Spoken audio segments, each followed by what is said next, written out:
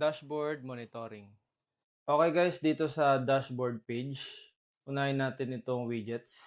So dito makikita mo meron tayo ditong out of stock. So itong widgets na to ay clickable. So yan, kita mo yung iyong out of stock, low stock. Kita mo rin ng iyong unpaid PO.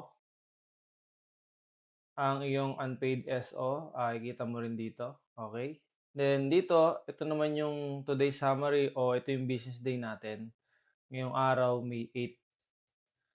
Then makikita mo rito yung total sales mo, discounts, expenses, at ilang orders yung nagawa. So makikita mo rin dito real time yung mga transaction na ginagawa ng mga cashier mo o kaya ikaw as admin. Then pwede mo rin dito i-filter yung branch. So yan, gumawa tayo muna ng mga sample data. Then dito sa sales and expenses, makikita mo rin yung kabuang sales mo, yung gross sales mo, expenses. Pwede mo i-filter ng today, week, at saka month.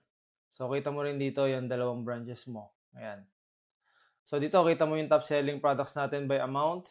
Yung ating tuna sandwich, cupcake.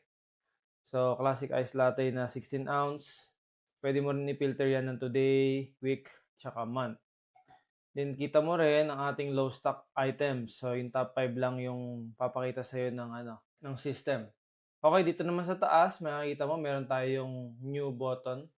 So, pwede mong gamitin to kung gusto mong makagawa agad ng quick sales orders, quick expense, ayan, new product or service, inventory item, o kaya naman IPO. So, dito naman sa what's new, makikita mo yung mga releases natin sa merchant tray. So, ayan. Dito mo makita yung mga update ng system. Okay?